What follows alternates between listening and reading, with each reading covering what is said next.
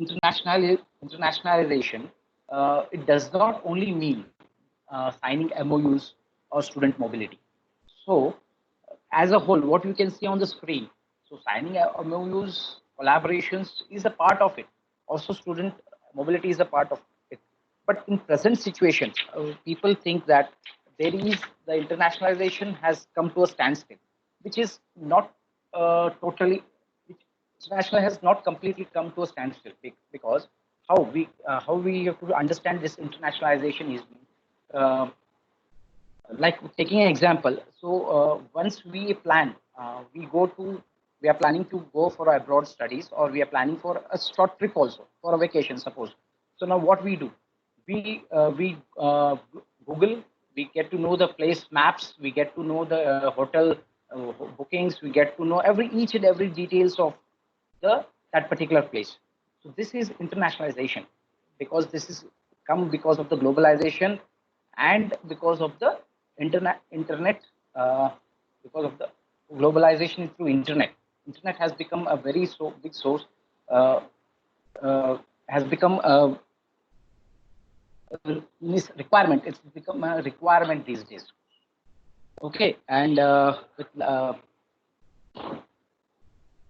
what MUJ has done till now with all these internationalization points, we have a clear-cut policies on and semester abroad programs.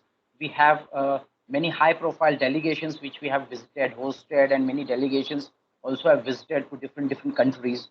And we have higher education opportunities. We have tie-ups with many universities abroad, which give us support to education, like they can do their master's program with us in collaboration with MUJ, and many pathway programs have been opened in this way. And we also host structured summer schools, winter schools programs, and the ISTA, which I was just mentioning. ISTA is the International Association of Exchange of Students for Technical Experience. So this is a student completely run by the students. They have their own president, secretary, and they take care of all the exchanges, internships on their own, but guided by the internationalization, that is the Directorate of International Office. Also ISAC, which is the student cultural exchange, do happen, which is more of cultural exchanges and tours or study tours, which we have seen.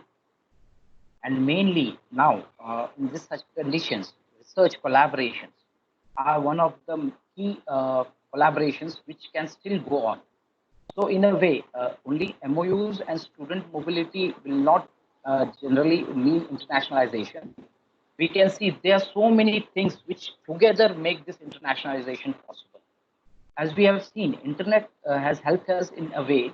People are talking to the faculties abroad in different universities. Students are interacting. Now, with this, Google especially has become a very good tool for many students and many all the category of people to interact and show they are become international. So it's now if there is any not just like COVID situation itself has shown that how internationalization or how global we are. So the thing is that there is a solution available in particular country. Same solution for a problem like COVID, they are now universally uh, devising a vaccine for that. So if one country does it, so it can be uh, circulated to others. So for any problem in our country, like electric vehicles, so many countries are very far ahead with electrical vehicles. They are already running in the roads. So this with internationalization, we can share the knowledge sharing can be done, and we can take in the knowledge, and the technology can be shared, and we can also run the electric vehicle, and what knowledge we have we can share with them. It's not that India is only taking. So many a times India has been giving. India has always been on a giving side. Like also the uh, as we were mentioning the international students, we are the second highest source of international students. Like 7.5 lakhs is not a small number. Now, people, Indian universities are not having any problems now in this situation. They are just need to brace with the situation around and come up with the new innovative ideas to handle the uh, scenario.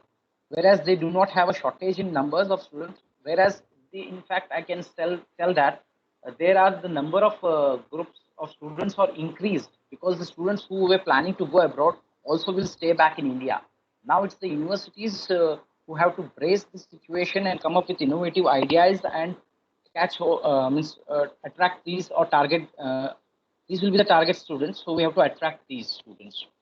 So coming to the next topic, that is the effects of COVID-19 on study abroad or any other kind of international opportunities. Of course, first one is the major one, the COVID health issue. So what will be the questions do come to mind? Everyone have these questions in mind. Will it be safe? Firstly, of course, there are challenges with this, social distancing challenges, whether we are traveling and what will be the scenario if the country do not entertain the foreign students, and also many universities abroad also have closed and doing it online now. So there is a risk of health as well, and international education educators also are coming online mode, which is the present solution what they have found out. Okay, with local universities providing good quality and good global exposure, so this can be thought that taking care of the health, because health is wealth. We all know that. So if you are a few, like I said, 7 out of 10 students have cancelled because of this reason, and only 1 or 2% students, or 1 or 2 out of 10, are still can manage with this health if they are good immune and all. But this is a challenge again. There is a big challenge in traveling. So again, with that comes the travel restrictions also. Now, what will be other questions asked in respect to the travel restrictions? Will it be safe to travel to many hotspot countries? Like, because people used to travel for USA, Europe, UK, Australia. So these have become the hotspot countries now. So what will be the travel restrictions? Whether they will open the doors for the international students, or they will entertain us or no, or they will not provide the visas. So there are a lot of questions which will arise here. So these are some of the major effects what we are seeing on screen now. And does the travel cost remain the same? Yeah, because of the social distancing, the and restrictions on the airlines, there will be definitely an increase in the travel cost also. It will not be the same. Traveling was very easy and simple and cheaper before COVID, but now the scenarios have changed completely. Definitely, there will be a steep increase in the travel cost. Travel restrictions may continue for the whole year, missing out the fall intake, definitely, and also it may affect the spring 2021 intake also in many universities. So this is one more question. So it will be definitely these questions are on minds of the all the audiences. Okay. Uh, and again, travel cost as definitely it will increase. With the increase in the flyers, may have to maintain social distancing and would provide limited passengers. So this all will increase the travel cost, health issues, social distancing challenges. Again, this is on the own. The countries fighting for it. Will the foreign students or the foreign nationals will be allowed in the countries, in the hotspot countries? That is another question which is to be answered, which what we think in the present scenario, which is not possible. Okay, so we other issues would be the visa issues. What would be the visa issues, and what the Indian government would allow these students to go abroad or no?